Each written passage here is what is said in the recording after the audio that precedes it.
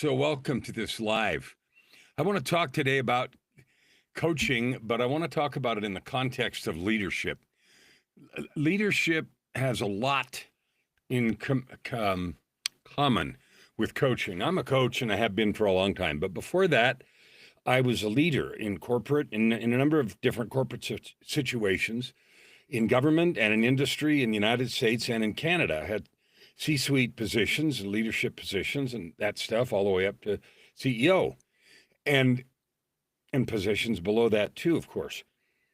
And the kind of leadership that used to be taught and exercised is way different, way different than what leadership should have been then and what it is now. And one of the reasons is we're getting a little smarter, but two, the boundaries around us have changed. It used to be that being a leader, being a boss, right? Being a boss was somebody that told, everybody what to do. And there was a lot of, often, not always, but there was a lot of worry or fear. I remember having that feeling when it was the yearly time for performance reviews. You know what? I remember being uptight and I thought I was performed really well, but you never knew. I felt like I never knew what kind of performance review I was going to get, and whether or not I was going to get, a good raise was principally the thing you're worried about, or if you were going to get dissed or told, you're sucking for these reasons. And you know what? I never actually knew what the criteria were for good performance. I mean, I had a good idea, but you never talked ahead of time. There was the performance review, and unless you screwed up badly during the year and you got called on the carpet for something or chewed out, you actually had no idea how well you were performing. That was crappy leadership, and there was a lot of that going around. Terrible leadership. You didn't really know, and the leaders weren't really trained how to be good leaders. Now, toward the end of my corporate experience, some new leadership ideas were beginning to, catch traction. The idea of having regular one-to-ones with the people that worked for you, that was beginning to catch traction, and things started changing in those last years. Well, I haven't been in the corporate world. I've been in the layer where I was down in the ranks 30 years, 28, 30 years.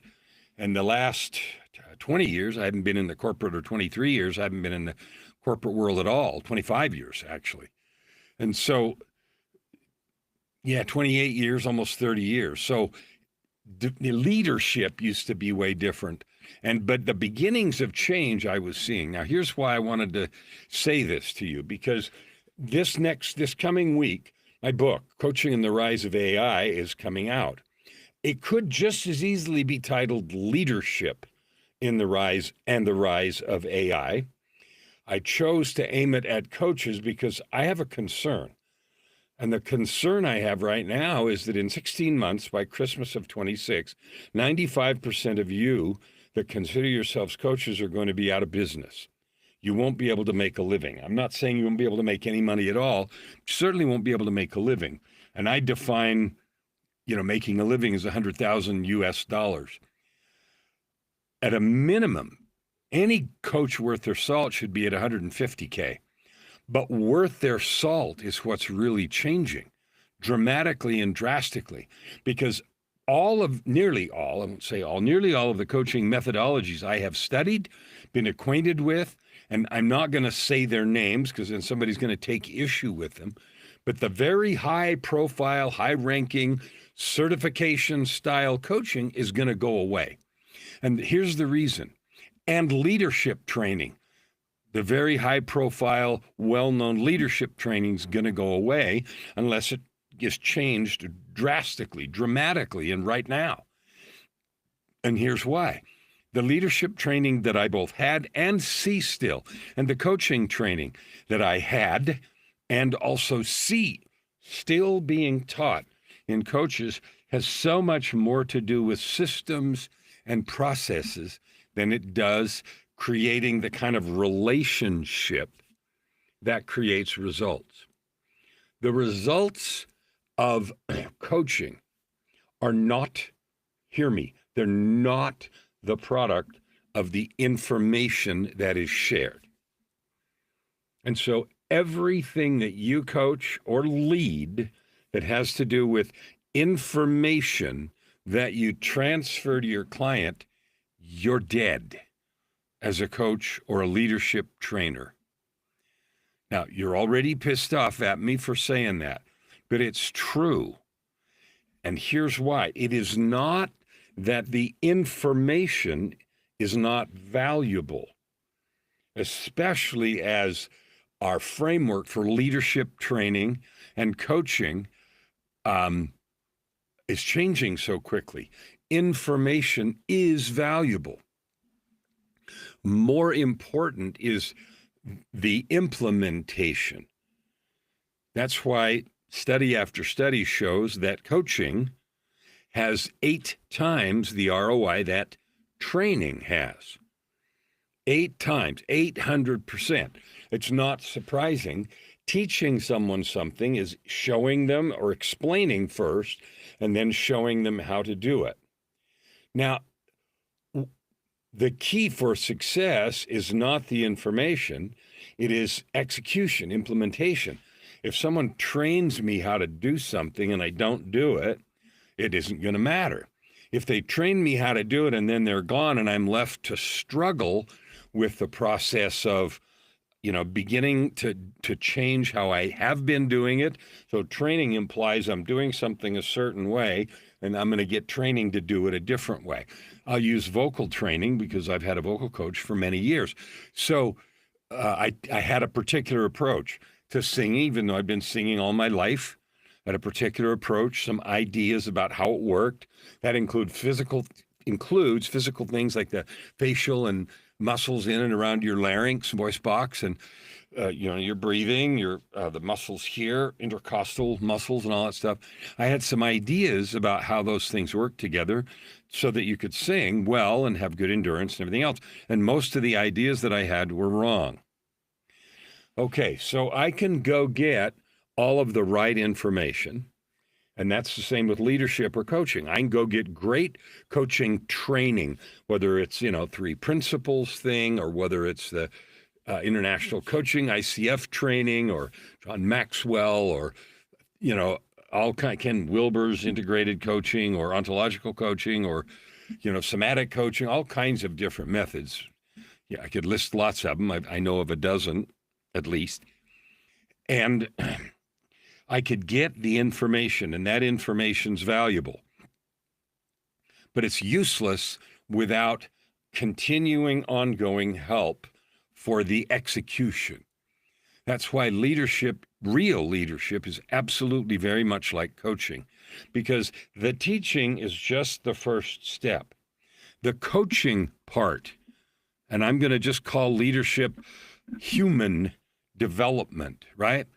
That is the process where we look at someone and we share information about how they're implementing or executing the new information. There's a real difficulty with that. Part 1 is there is all this doubt, worry, uptightness, imposter syndrome, and everything else that goes on from the provider of information, the teacher or the leader, doubts themselves. That is especially true when someone's a new leader or in the first 5 or 10 years. But even if you've been a leader for a long time, unless you have handled all of those voices that, the inner critic and the naysayer in your head, you're going to have real trouble, because there are going to be times in every leadership situation where you're wondering, I wonder if they like me. I wonder if they respect me as the leader or the boss. In the old days, it used to be, didn't matter. I'm just going to tell you what to do. And if you don't do it, you're in trouble. If you're leading like that, you're finished. Your leadership career isn't going to last 5 minutes. People don't have any loyalty to companies anymore. In the 80s and 90s, it was obvious companies had no more loyalty, as all kinds of early retirement got offered across the board in corporate, at least in America, which is where I was at the time. But it happened a lot. And it demonstrated that long-standing loyalty to the companies had to their employees was gone. Now, between then and now, in these last 20 or 30 years, people don't have any loyalty to companies either. They'll jump ship. That used to be a bad sign when your resume showed a year or two in lots of different companies. The immediate question, next interview would be, what's the matter? Can't you keep a job? And the answer is it's way more acceptable now, and people are way more tuned into, is this a nice place to work? Do I like being here? Are they using my gifts and talents well? Do I have the guidance and help? Yes, coaching I need so that I can both do a good job and have a rewarding and fulfilling opportunity. If that isn't happening, you're finished as a leader and you're finished as a coach. So the answer is to recognize, I'm going to tell you why in a minute. Well, the why is easy. The why is AI is going to replace you because the transfer of information is going to become automated and done far better by these AI LLMs because they can keep track of all the new stuff and give it in a more powerful, more organized way, better than you can. And when people make mistakes, it can bring correction and criticism in a way that people don't feel threatened by because they're talking to a bot. And they know they're talking to a bot, even though the bot's using empathetic and encouraging and powerful language. And if you don't think it can, you're not paying attention to what's going on. So the collapse of coaching has already started. If you haven't seen it, you're not paying attention. The collapse of leadership development is already starting unless you make these changes I'm going to tell you. And here's what they are. Leadership and coaching are now fully dependent on your ability to deeply and honestly connect with those you're leading or coaching. Training is not enough. There has to be an ongoing support process, so that you or I don't flounder as we develop the skills, because if it's new stuff, it's not just enough to have the information. Again, I'll go back to my vocal coaching that I've been doing now for 10 years. That has completely changed my understanding of all the stuff I used to think physically in terms of face and neck and, lungs and chest and all the rest. But more importantly, it has dramatically changed the way I think about performance. And that's true for me vocally, but it's true for anyone in any job.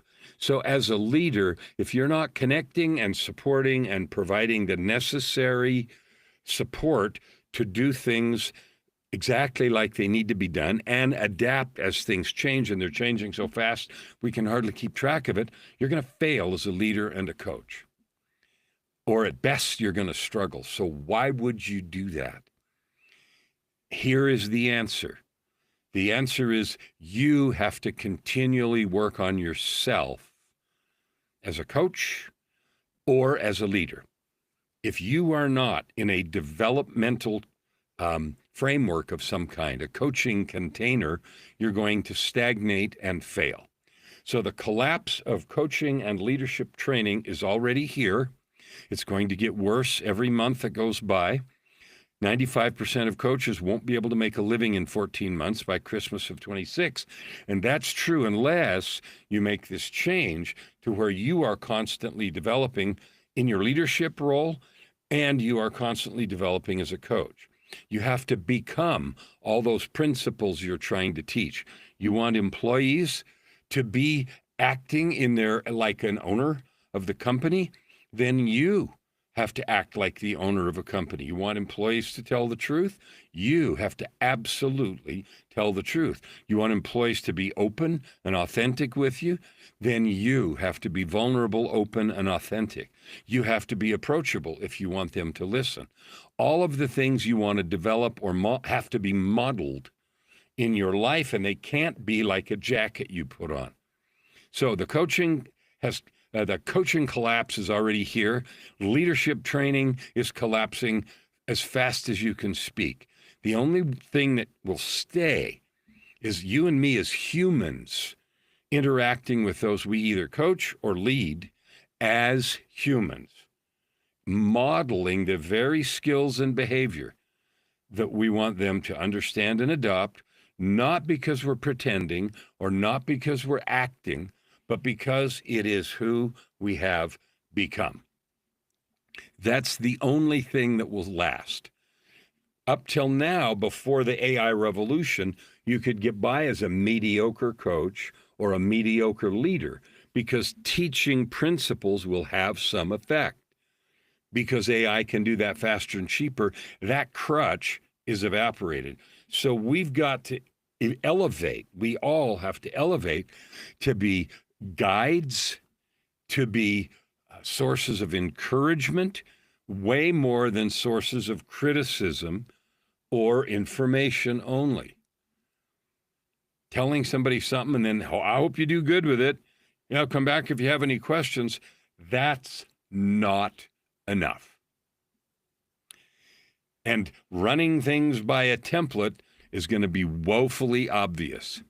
So this might scare you, and good. It's supposed to scare the crap out of you. We have to change. I know how, if you're interested in help doing that. Maybe you already have the support and help you need to get that done, but if you don't, you need to get it from me or from somebody. If you want to get a hold of me, KellenFlukigerMedia.com, this URL down here in the bottom has a contact form. The new way of leadership and coaching is here. If you or I don't adopt it, we're going to be left in the dust, and that's going to be no fun. See you tomorrow.